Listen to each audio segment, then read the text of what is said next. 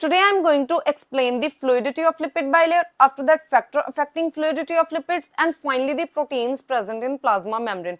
Now first is fluidity of lipid bilayer. Now जो lipid bilayer है इसमें different lipids होते हैं. These are called the lipids. तो अगर इनमें मूवमेंट्स बहुत ज्यादा हैं तो इसका मतलब है कि मेम्ब्रेन की फ्लूइडिटी बहुत ज्यादा है. लेकिन अगर लिपिड्स बहुत पास पास क्लोजली प्रेजेंट हैं तो इनके बीच में मूवमेंट्स नहीं होगी क्योंकि वंडरवॉल फोर्सेस ज्यादा हैं. तो इस केस को बोलते हैं कि मेम्ब्रेन की फ्लूइडिटी बहुत कम है. नाउ जो मेम्ब्रेन की फ्लूइडिटी है इसको वेरियस फैक्टर जो है ये अफेक्ट करते हैं. First is the temperature. Now under the low temperature condition and under the high temperature conditions. तो सबसे पहले हम देखेंगे under the low temperature conditions कि मेम्ब्रेन की फ्लूइडिटी पे क्या असर पड़ता है.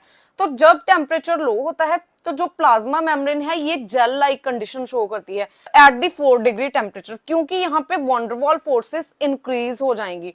जब जेल लाइक कंडीशन होगी तो जो लिपिड्स हैं ये क्लोजली प्रेजेंट होंगे, और जब लिपिड्स क्लोजली प्रेजेंट होते हैं तो इनमें जो वंडरवॉल फोर्सेस है ये इंक्रीज हो जाती है, और जो लिपिड्स के बीच में लेटरल मूवमेंट्स हैं ये डिक्रीज हो जाएंगी.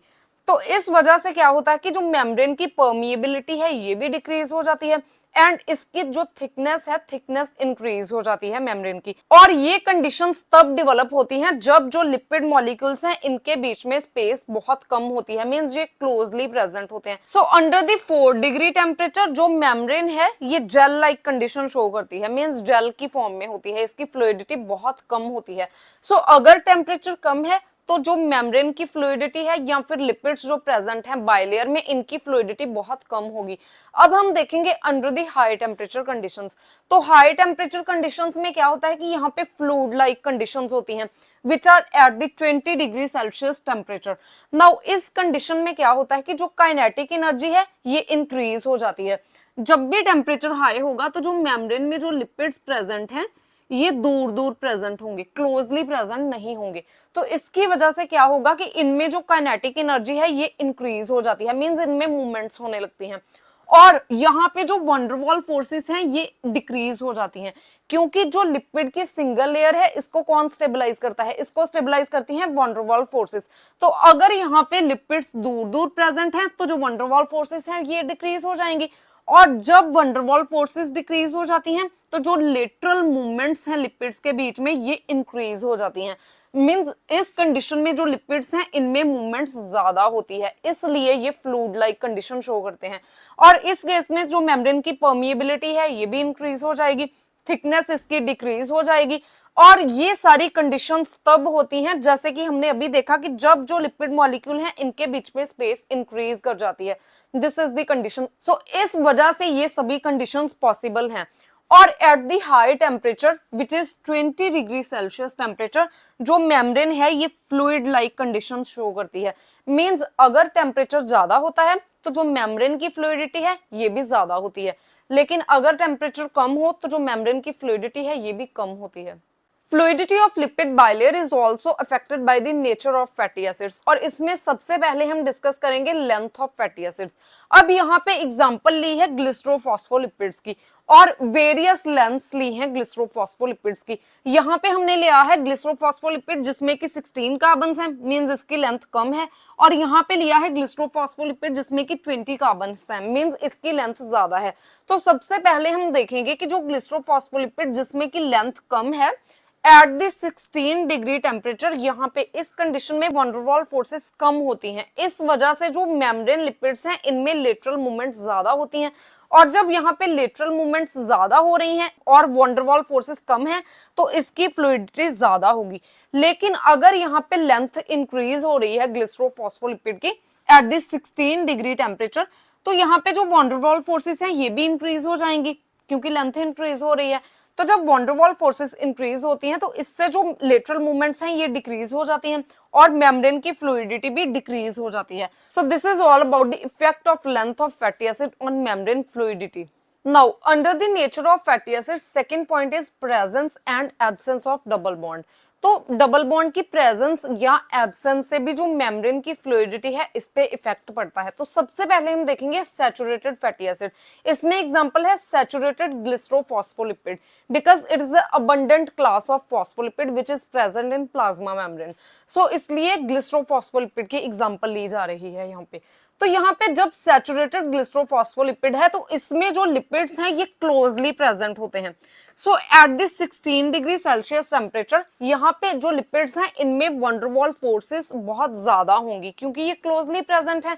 तो जब वंडरवॉल फोर्सेस ज्यादा होती हैं तो इनकी जो लेटरल मूवमेंट है ये डिक्रीज हो जाती है, और जब लेटरल मूवमेंट डिक्रीज हो जाती है तो इसमें कोई भी मूवमेंट नहीं हो पाएगी, तो इस वजह से जो इसकी फ्लूइडिटी है ये भी डिक्रीज हो जाती है। सो सैचुरेटेड जो फैटी एसिड्स हैं इनकी फ्लूइडिटी कम होती है, जबकि अगर हम अनसैचुरेटेड ग्लिसरोफॉस्फोलिपिड्स में देखें तो यहाँ पे एक चेन जो है इसमें डबल बॉन्ड नहीं है और दूसरी में डबल बॉन्ड है, और जिस चेन में यहाँ पे डबल बॉन्ड होता है इसमें एक किंक लाइक स्ट्रक्चर बनती है, this is called the kink. तो जब यहाँ पे किंक लाइक स्ट्रक्चर बनती है तो जो लिपिड्स हैं ये दूर दूर हो जाते हैं, और इस वजह से क्या होता है कि इनमें जो है ये डिस्टेंस ज्यादा है तो जो वंडरवॉल फोर्सेस हैं ये कम हो जाएंगी, और जब वंडरवॉल फोर्सेस कम हो जाएंगे तो इनमें जो लेटरल मूवमेंट्स हैं ये इंक्रीज हो जाएंगी, और जब लिपिड की लेटरल मूवमेंट इंक्रीज हो जाती है तो इसकी फ्लूइडिटी भी इंक्रीज हो जाती है। तो जो अनसैचुरेटेड ग्लिसरोफॉस्फोलिपिड्स हैं इनकी फ्लूइडिटी ज्यादा होती है as compare to the saturated glycerophospholipids. Third is the configuration of double bonds in lipids. Now जो अनसैचुरेटेड फैटी एसिड्स हैं इनमें दो तरह की कॉन्फ़िगरेशन होती है डबल बॉन्ड्स की। First is this cis conformation. Cis conformation में क्या होता है कि this is a carbon carbon double bond, तो यहाँ पे एक ही साइड पे जो है ये दोनों फंक्शनल ग्रुप्स प्रेजेंट हैं, तो this is called this cis conformation.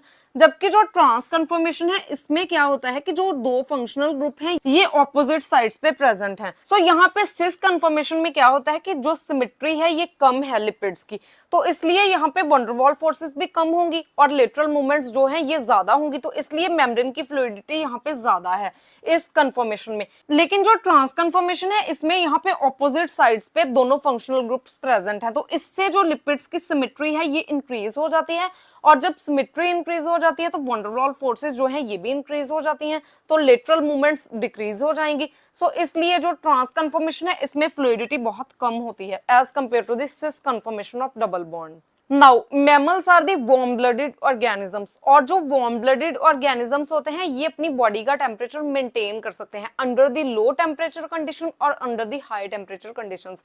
अब हम यहाँ पे एग्जांपल लेंगे कि दो डिफरेंट टेम्परेचर्स पे जो वार्म ब्लडेड ऑर्गेनिजम्स हैं ये कैसे अडेप्ट हो जाते हैं।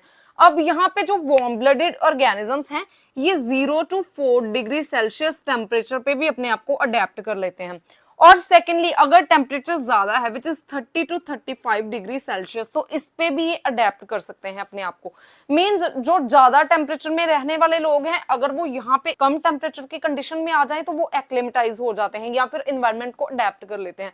ये क्यों होता है? फर्स्ट ऑफ ऑल तो जब यहाँ पे बहुत कम टेम्परेचर होता है तो जो मेम्ब्रेन है ये जेल लाइक कंडीशन में होती है, तो इस कंडीशन में जो मेम्ब्रेन की फ्लूइडिटी है इसको इंक्रीज करने के लिए यहाँ पे एक तो जो फैटी एसिड चेन है इसकी लेंथ शॉर्ट हो जाएगी, और सेकेंडली जो अनसैचुरेशन है मींस जो डबल बॉन्ड है इनकी रेशो इंक्रीज हो जाएगी। मींस यहाँ पे इस कंडीशन में जो अनसैचुरेटेड फैटी एसिड्स हैं इनका नंबर इंक्रीज हो जाएगा प्लाज्मा मेम्ब्रेन में as compare to this saturated fatty acids. So इन दोनों कंडीशंस की वजह से जो यहाँ पे मेम्ब्रेन फ्लूइडिटी है ये इंक्रीज हो जाती है, और जो ऑर्गेनिजम्स हैं ये 0 to 4 डिग्री टेम्परेचर पे भी सर्वाइव कर लेते हैं।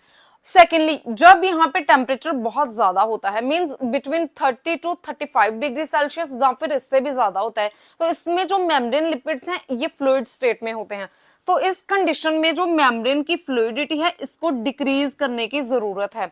तो इस फ्लूइडिटी को डिक्रीज करने के लिए यहाँ पे जो फैटी एसिड्स की चेन लेंथ है ये एक तो इंक्रीज हो जाएगी, और सेकेंडली जो नंबर ऑफ डबल बॉन्ड्स हैं ये डिक्रीज हो जाएंगे, मींस अनसैचुरेशन जो है ये डिक्रीज हो जाएगी। सो इन दोनों अडेप्टेशंस की वजह से जो ऑर्गेनिजम्स हैं ये इतने टेम्परेचर में भी अपने आप को अडेप्ट कर लेते हैं।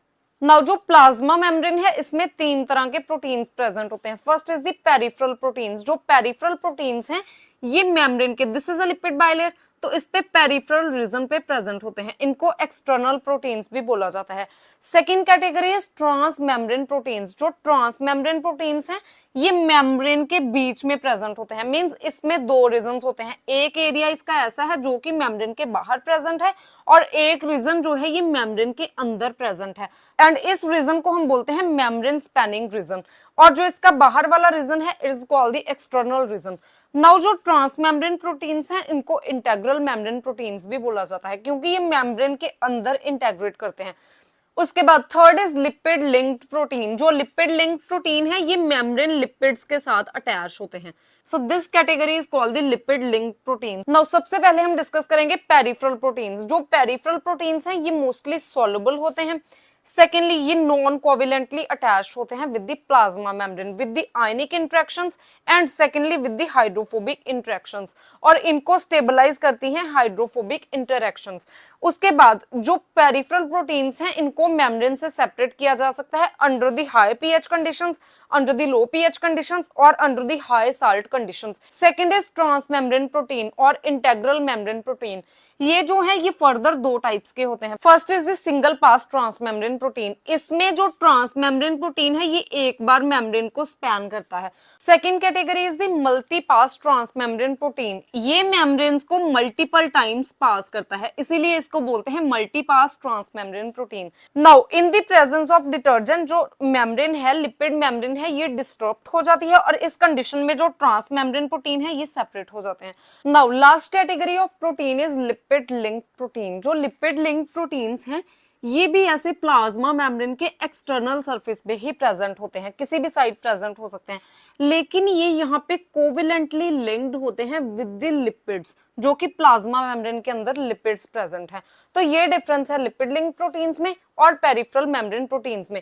जबकि जो पेरिफेरल मेम्ब्रेन प्रोटीन में हमने देखा ये भी एक्सटर्नली ऐसे ही प्रेजेंट होते हैं, लेकिन इनकी जो इंटरेक्शन है मेम्ब्रेन के साथ ये नॉन कोवेलेंट इंटरेक्शन होती है। इधर it can be ionic interaction और हाइड्रोफोबिक इंटरेक्शन, लेकिन यहाँ पे ये कोवेलेंटली लिंक्ड होते हैं with the membrane lipids. So जो लिपिड लिंक प्रोटीन्स हैं they are located on the surface of membrane, either it can be on outer surface or inner surface, and they are covalently attached to lipids present in plasma membrane. So this type of proteins are called as the lipid link proteins. And secondly जो lipid link protein है ये तीन तरह के होते हैं। First is the prenylated proteins. जो prenylated proteins हैं इसमें क्या है कि यहाँ पे कोई आइसोप्रीनॉइड कंपाउंड है जिसमें कि प्रीनाइल ग्रुप प्रेजेंट है, और यहाँ पे जो प्रीनाइल ग्रुप प्रेजेंट है लिपिड मेम्ब्रेन में इसके साथ जो लिपिड लिंक प्रोटीन है ये बाइंड करता है। तो इस तरह के प्रोटीन को हम बोलते हैं प्रीनाइलेटेड प्रोटीन क्योंकि ये प्रीनाइल ग्रुप के साथ बाइंड करता है। Second are the fatty acetylated protein and third and last are the GPI link protein. So this is all about the fluidity of lipid bilayer, then factors affecting fluidity of lipids, and finally the protein present in plasma membrane. So if you have any type of query, please ask me in comment section. And if you find the content useful, please like and share the video and subscribe my channel Biology on Earth.